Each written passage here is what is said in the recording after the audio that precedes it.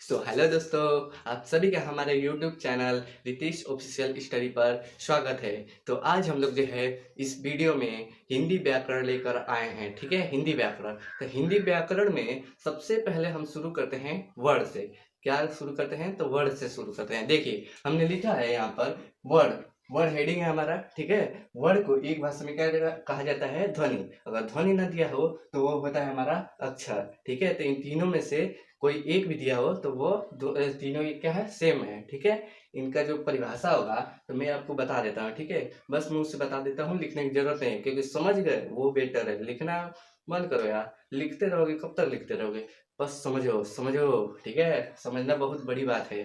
ठीक है, चलिए। तो देखिए, वर्ड क्या होता है? तो भाषा की आते हैं यहाँ पर अब शुरू करने कि वर्ड क्या होता है। तो भाषा की सबसे छोटी इकाई बबुआ, भाषा की सबसे छोटी इकाई। और ये भाई, जो न के खंड वो टुकड़ा नहीं किया जा सकता, वो क्या कहलाता है? वर्ड कहलाता है बबुआ, ध्यान दो तनी। ठीक है, भाषा की सबसे छोटी इकाई जिसका खंड नहीं किया जा सकता वो क्या कहलाता है? वर्ड कहलाता है। चलिए, यह आपको याद हो गया, आप लोग समझ गए, अब लिखने की जरूरत नहीं है। वर्ड क्या होता है? तो भाषा की सबसे छोटी इकाई जिसका खंड नहीं किया जा सकता वह वर्ड होता है।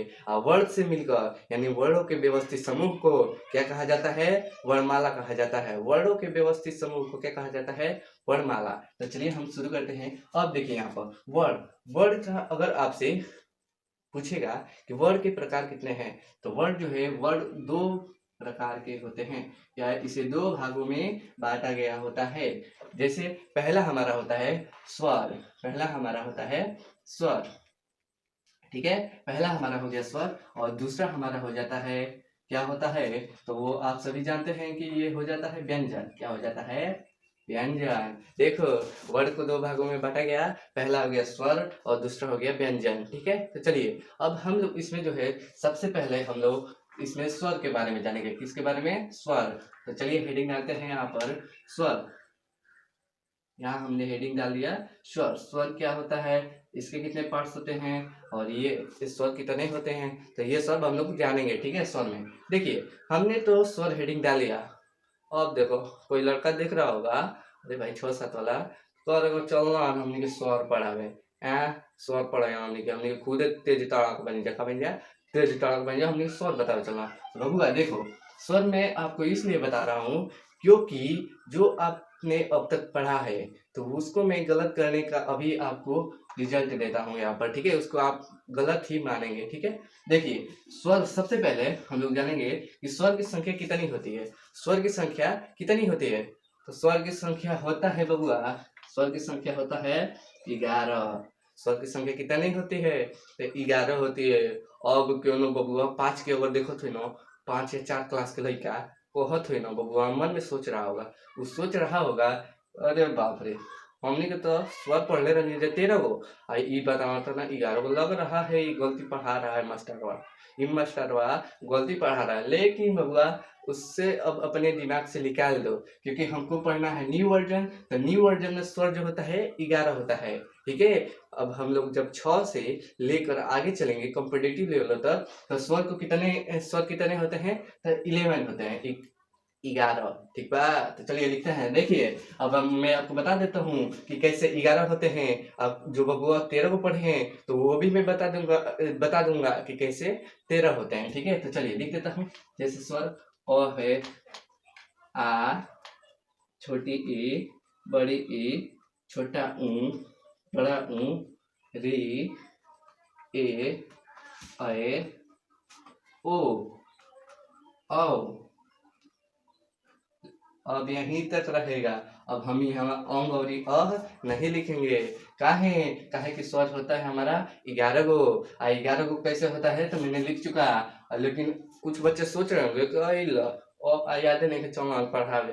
अरे बबुआ, अंग और यह क्या होता है? तो अंग और अह जो होता है हमारा क्या होता है? आयोग वाह होता है। क्या होता है? आयोग वाह। आयोग वाह में हमारा जो होता है अंग और अह आता है। अंग और अह आता है। तो ये 2 और ये 11 और टोटल मिलेंगे 11 और प्लस 2, तो हमारा हो जाएगा 13। अब समझ में आया कहाँ से यहाँ 13 आया? है।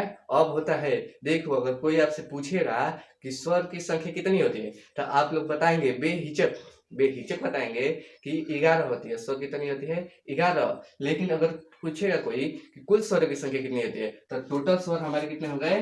13। कितने हो गए? 13। ठीक है, देखिए यहाँ से आ गया। अब आप कंफ्यूज ना होइएगा कि स्वर कितने होते हैं। स्वर 13 को कभी मत बोलिएगा। अगर कुल स्वर पूछेगा तब हमारा 13 होगा, लेकिन स्वर बस पूछेगा तो 11 गो। ठीक है, 11 गो होगा। तो चलिए अब इसे हम मिटाते हैं। ठीक है, अब इसे हम मिटा देते हैं। चलिए, अब हमको पढ़ना है स्वर। तो इस वीडियो में बस हम लोग क्या पढ़ेंगे? स्वर के बारे में पढ़ेंगे। ठीक है, स्वर, स्वर क्या होता है? तो ये मैंने आपको बता दिया कि स्वर जो होता है उसकी संख्या कितनी होती है? 11 होती है। लेकिन अगर कुल स्वर पूछे तो 13 होती है। तो चलिए अब देखिए, अब स्वर हमारा हेडिंग चल रहा है स्वर। तो देखिए, अब मैं एक बात बताना चाहता हूँ यहाँ पर। स्वर जो है मात्रा के आधार पर, स्वर मात्रा के आधार पर स्वर के भेद, यहाँ हेडिंग ना है बबुआ, तो इसको तो चमकाना बढ़िया है, जरूरी है। नहीं तो कोई लड़का समझेगा ना ये क्या लिख दिए हैं ऊपर स्वर, लेकिन ये क्या है? हेडिंग है। ठीक है, चलिए, मात्रा के आधार पर स्वर के, स्वर के भेद, मात्रा के आधार पर स्वर के भेद। चलिए देखते हैं। तो देखिए बबुआ, देर न करते हुए देखते हैं यहाँ पर। देखिए, स्वर यानी मात्रा के आधार पर स्वर के कितने भेद होते हैं? तो मात्रा के आधार पर स्वर के 2 भेद होते हैं। क्या होते हैं? 2 भेद होते हैं, 2 भेद होते हैं। पहला होता है, पहला ह्रस्व स्वर, ह्रस्व स्वर। और दूसरा हमारा हो जाता है, क्या होता है बबुआ? दीर्घ स्वर। क्योंकि ये तो आप लोग जानते होंगे कि स्वर के जो भेद हैं वो कितने होते हैं? 2 होते हैं, ह्रस्व स्वर और दीर्घ स्वर। ठीक है, चलिए अब देखिए, ह्रस्व स्वर का और कई नाम है। जैसे मैं लिख देता हूँ इसको कि ह्रस्व स्वर को एक और नाम से क्या कहते हैं? मूल स्वर कहते हैं। क्या कहते हैं? मूल स्वर। या इसको कहते हैं, एक और नाम से कहते हैं इसको, उसको कहते हैं लघु स्वर। क्या कहते हैं? सॉरी, क्या कहते हैं इसे? लघु स्वर। ठीक है, ह्रस्व स्वर के 3 नाम, ह्रस्व स्वर, मूल स्वर और लघु स्वर। यहाँ देखिए दीर्घ स्वर, दीर्घ स्वर को एक और नाम से जानते हैं हम, गुरु स्वर। क्या कहते हैं इसे? गुरु स्वर। या इसे कहते हैं संधि स्वर। क्या कहते हैं? संधि स्वर। ठीक है, तो ये हमारे हो गए मात्रा के आधार पर स्वर के भेद। लेकिन अब बहुत लोग सोच रहे होंगे बबुआ, बहुत लोग क्या सोच रहे होंगे? ये सोच रहे होंगे कि अरे भाई, हमने तो अभी ले पढ़ा है स्वर के 3 गो भेद होते हैं। कितने होते हैं? 3 गो होते हैं, कि ह्रस्व स्वर, दीर्घ स्वर और प्लूत स्वर। तो ये काहे नहीं प्लूत स्वर लिखे हैं? पक्का कि इनको नहीं समझ में आता है, हिंदी नहीं पढ़ाने आते। लेकिन बबुआ वो गलत होगा, प्लूत स्वर इसमें नहीं आता है, हिंदी में बिल्कुल नहीं आता है प्लूत स्वर। वो जो होता है वो संस्कृत में आता है। किस में आता है? संस्कृत में आता है। ठीक है, तो हमारे मात्रा के आधार पर स्वर के कितने भेद? तो स्वर के 2 भेद। 3 भेद, 3 भेद नहीं, स्वर के 2 भेद। ठीक है, तो हमने पढ़ा है कौन कौन? ह्रस्व स्वर, इसको मूल स्वर भी कहा जाता है या लघु स्वर भी कहा जाता है। और दूसरा होता है हमारा दीर्घ स्वर, इसे गुरु स्वर भी कहा जाता है और संधि स्वर भी कहा जाता है। चलिए, तो अब देखिए, ह्रस्व स्वर क्या होता है? ह्रस्व स्वर, ह्रस्व स्वर के बारे में हम लोग जानेंगे। ह्रस्व स्वर क्या होता है? तो जिन स्वरों का उच्चारण करते समय, जिन स्वरों का उच्चारण करते समय बहुत कम समय लगे, बहुत इतना सा समय लगेगा, बस उसका उच्चारण करते समय बहुत ही कम समय लगेगा, तो उसे क्या कहते हैं हम लोग? ह्रस्व स्वर कहते हैं। जैसे इनकी संख्या कितनी होती है? तो इनकी संख्या बाबू कितनी होती है? 4 होती है। ह्रस्व स्वर की संख्या कितनी होती है? 4 होती है। और मैं लिखने जा रहा हूँ ह्रस्व स्वर, चारों के नाम लिखने जा रहा हूँ। जैसे पहला होता है हमारा अ। देखिए, इसका उच्चारण करने में हमारा बहुत कम समय लगा। अ बोलिए, मैंने अ क्या बोला? अ। जैसे आ गया छोटी ई, यानी छोटी ई बोलने में तो समय लग रहा है, लेकिन ई बोल रहा हूँ तो समय नहीं लग रहा है। ठीक है, यानी छोटी ई, फिर छोटा ऊ और आ जाता है री। ठीक है, तो ये हमारे जो चारों हैं, ये हमारे जो चारों हैं, ये क्या हो जाते हैं? ह्रस्व स्वर, या इन्हीं को क्या कहते हैं? मूल स्वर। मूल स्वर न दिया हो तो लघु स्वर कहते हैं। ठीक है, और छोटी ई, छोटा ऊ और री। ह्रस्व स्वर की संख्या कितनी है? तो ह्रस्व स्वर की संख्या है 4, और छोटी ई, छोटा ऊ क्या है? ह्रस्व स्वर है। ठीक है, चलिए अब आते हैं, देखिए अब आते हैं दीर्घ स्वर। दीर्घ स्वर या गुरु स्वर या संधि स्वर, कुल एक ही नाम है, कंफ्यूज मत होइएगा, ठीक है। चलिए दीर्घ स्वर, तो दीर्घ स्वर की संख्या कितनी होती है, देखिए दीर्घ स्वर की संख्या कितनी होती है, तो मान लीजिए स्वर की संख्या होती है 11, 11 में से 4 गो आ गल ह्रस्व स्वर, अब बच्चा 7 गो, तो सीधे सीधे यहाँ लिख देंगे कि दीर्घ स्वर की संख्या 7 होती है। दीर्घ स्वर की संख्या कितनी होती है, 7 होती है, यहाँ पर मैंने लिख दिया, ठीक है। अब कौन कौन सी होती है दीर्घ स्वर, तो चलिए उनके नाम लिख देता हूँ मैं। चलिए देखिए यहाँ पर होगा, पहले समझिए कि दीर्घ स्वर क्या होता है। तो जिन स्वरों का उच्चारण करते समय, जिन स्वरों का उच्चारण करते समय खनी ह्रस्व स्वर से 2 गुना समय लगेगा, ठीक है। जिन स्वरों का उच्चारण करते समय ह्रस्व स्वर से 2 गुना समय लगे, उन्हें क्या कहते हैं, हम दीर्घ स्वर कहते हैं। चलिए लिखते हैं। देखिए मैंने अभी बताया कि दीर्घ स्वर की संख्या 7 होती है, कौन कौन सी होती है, तो देखिए आ, अब देखिए अ बोलने में थोड़ा कम समय लगा, लेकिन आ बोला मैंने तो अधिका समय लगा, यानी ये हमारा क्या हो गया, दीर्घ स्वर। देखिए ई, मैंने छोटी को ई, यहाँ देखिए बड़ी ई, तो इसको बोलेंगे ई, क्या बोलेंगे, ई, तो ये हमारी हो गई दीर्घ स्वर, ठीक है। चलिए अब आते हैं आ बड़ी ई, और इसमें आ जाएगा बड़ा ऊ, फिर आ जाएगा ए, ऐ, ओ, औ, ठीक है। तो ये हमारी जो 7 गो हो गई, वो क्या हो गई, दीर्घ स्वर हो गई, और ये जो 4 हो गए वो हमारा क्या हो गया, ह्रस्व स्वर हो गया। अब चलिए, अब एक बात बताना चाहता हूँ यहाँ पर, देखिए और छोटी ए, छोटा और ई, तो इनको जो है मात्रा या उच्चारण के स्थान पर क्या कहा जाता है, इनको मात्रा या उच्चारण के आधार पर क्या कहा जाता है, तो देखिए मैं बता रहा हूँ, इनको मात्रा या उच्चारण के स्थान पर एक भाषा में क्या कहा जाता है, एक मात्रिक स्वर। क्या कहा जाता है, एक मात्रिक स्वर, ठीक है, एक मात्रिक स्वर कहा जाता है। और छोटी ए, छोटा ऊ और री को जो है उच्चारण के स्थान पर एक मात्रिक स्वर कहा जाता है, ठीक है।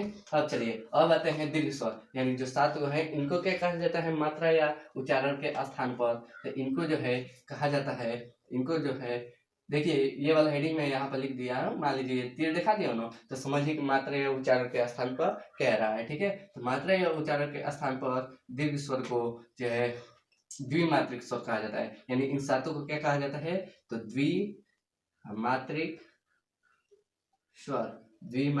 स्वर कहा जाता है, ठीक है। मात्रा या उच्चारण के स्थान पर आधार पर आ बड़ी ई, बड़ा ऊ, ए, ऐ, ओ, औ को द्विमात्रिक स्वर कहा जाता है, ठीक है। तो चलिए अब समझते हैं द्विमात्रिक स्वर और एक मात्रिक स्वर क्या होता है। तो देखिए एक मात्रिक स्वर जो होता है यह केवल और केवल एक ही मात्रा से बना होता है। जैसे मान लीजिए अ है हमारा, अ है, तो अ किस चीज से मिलकर बना है, तो अ तो खुद अकेला है, अ से मिलकर बना है, ठीक है, यह अ से मिलकर बना है। जैसे छोटी ई किस चीज से मिलकर बना है, तो ये खुद छोटी ई से मिलकर बना है। यानी ये जो एक मात्रिक स्वर होंगे वह केवल खुद से बने होंगे, ठीक है। और द्विमात्रिक स्वर जो होंगे वह दो अलग अलग स्वर से मिलकर बने होंगे, द्विमात्रिक स्वर वो होते हैं, ठीक है। चलिए देखिए द्विमात्रिक स्वर को, अब एक यहाँ बात को ध्यान दीजिए कि द्विमात्रिक स्वर को 2 भागों में बांटा गया होता है। कितने भागों में, तो 2 भागों में, द्विमात्रिक स्वर को 2 भागों में बांटा गया है।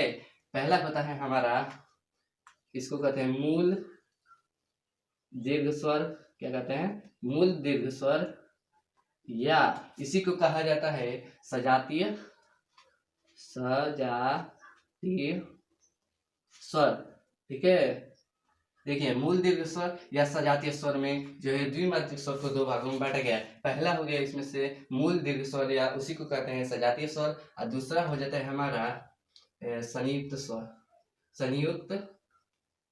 संयुक्त दीर्घ स्वर, या इसे कहा जाता है विजातीय स्वर। क्या कहा जाता है, विजातीय स्वर, ठीक है। तो ये हमारे हो गए द्विमात्रिक स्वर के भेद, यानी द्विमात्रिक स्वर के भेद कितने हैं, तो 2 हैं। पहला हो गया मूल दीर्घ स्वर, या इसको कहते हैं सजातीय स्वर, और दूसरा होता है संयुक्त दीर्घ स्वर, ये दूसरा है संयुक्त दीर्घ स्वर, इसे कहते हैं विजातीय स्वर। तो चलिए अब हम लोग देखेंगे कि मूल स्वर में क्या आता है। मूल स्वर में कौन कौन से स्वर आते हैं और संयुक्त स्वर यानी विजातीय स्वर में कौन कौन से स्वर आते हैं। तो चलिए देखते हैं आगे।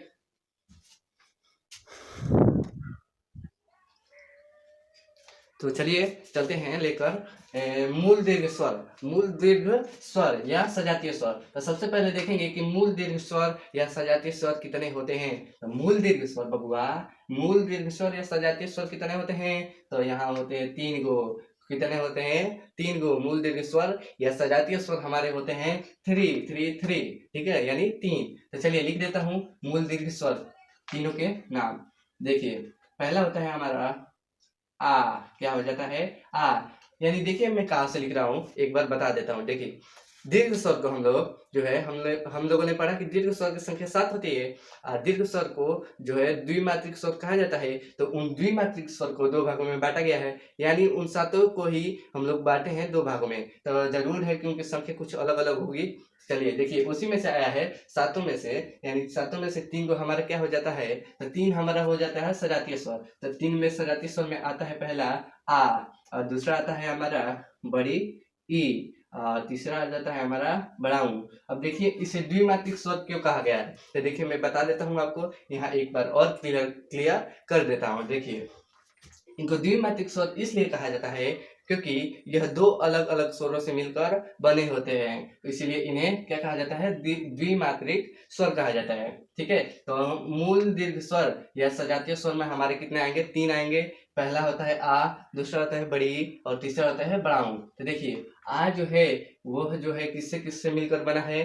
तो अधन अधन अधन अ से मिलकर आ बना है, और बड़ी ई जो है अधन अधन छोटी ई, बड़ी ई जो है अधन छोटी ई से मिलकर बना है, और बड़ा ऊ जो है अधन अधन छोटा ऊ से मिलकर बना है। अतः अतः सजातीय स्वर हमारे 3 हो गए, आ, बड़ी ई और बड़ा ऊ। ठीक है, अब चलिए अब चलते हैं हम लोग संयुक्त दीर्घ स्वर या विजातीय स्वर। तो इनकी संख्या कितनी होती है। तो बबुआ इनकी संख्या को होती है। तो हई 4 गो आ गई, अब बचल हमारा कितना, अरे सॉरी यहाँ 3 गो आ गया, और 7 गो होता है दीर्घ स्वर की संख्या। तो 3 गो यहाँ आ गया तो बचा 4 गो। तो यानी 4 गो हमारा क्या हो जाता है? विजातीय स्वर, या उसी को कहते हैं संयुक्त स्वर। चलिए लिख देता हूँ चारों के नाम। देखिए ए होता है, पहला क्या होता है? ए, दूसरा ए, तीसरा ओ, और चौथा ओ। ठीक है, इन्हें ही हम लोग संयुक्त दीर्घ स्वर कहते हैं या विजातीय स्वर कहते हैं। तो चलिए देखिए यहाँ पर ए किस चीज से मिलकर बना होता है, ए किन किन स्वरों से मिलकर बना होता है। तो चलिए लिख देते हैं। देखिए ये जो है अधन अधन छोटी ई, अधन छोटी ई से मिलकर क्या बना हमारा? ए बना। ठीक है, क्या बना हमारा? ए बना। और ए जो है अधन ए से मिलकर ऐ बना है। ओ बबुआ ओ, तो अधन अधन किससे मिलकर? छोटा ऊ, अधन छोटा ऊ से मिलकर क्या बना है? ओ बना है। और अ किस चीज से मिलकर बना है? तो अधन अधन ओ से मिलकर क्या बना है हमारा? अ बना है। तो हम लोगों ने ये द्विमात्रिक स्वर के बारे में जान लिया, और बहुत ही बढ़िया से जान लिया। ठीक है, जान लिया, लेकिन बहुत ही बढ़िया से जान लिया कि द्विमात्रिक स्वर को कितने भागों में बांटा गया है। तो 2, पहला होता है मूल दीर्घ स्वर या उसको कहते हैं सजातीय स्वर, और दूसरा हमारा होता है संयुक्त स्वर या उसी को कहते हैं हम विजातीय स्वर। ठीक है, तो चलिए मूल दीर्घ स्वर या सजातीय स्वर की संख्या कितनी होती है। तो वो होती है 3, और मैंने बताया है कि तीनों की संख्या मतलब तीनों में क्या क्या आता है। तो आ आता है, बड़ी ई आता है, और क्या आता है? बड़ा ऊ आता है। और जो है विजातीय स्वर यानी संयुक्त स्वर या विजातीय स्वर की संख्या कितनी होती है। तो वो होती है 4, और उसमें आते हैं ए, ऐ, ओ, औ। ठीक है, तो ये हमारा पूरा स्वर के बारे में कंप्लीट हो गया। ठीक है, तो आज हम लोग जो है इस वीडियो को यहीं तक रोकते हैं, और मेरे वीडियो को देखने के लिए आप सभी को बहुत बहुत धन्यवाद। और मेरे इस वीडियो को लाइक करना है, और ज़्यादा से ज़्यादा शेयर कर देना है अपने दोस्तों को या भाई बहनों को। ठीक है, और मेरे चैनल को बिना सब्सक्राइब किए नहीं जाना है बबुआ, क्योंकि बहुत ही मेहनत लग रहा है। ठीक है, तो मेहनत को आप लोग थोड़ा उजियाला बनाइए, यानी हमारी मेहनत को आप लोग सफल बनाएं। ठीक है, लाइक और सब्सक्राइब जरूर करें। ठीक है, चलिए धन्यवाद। चलते हैं, अगले वीडियो में आपसे मुलाकात होगी। ठीक है, चलिए।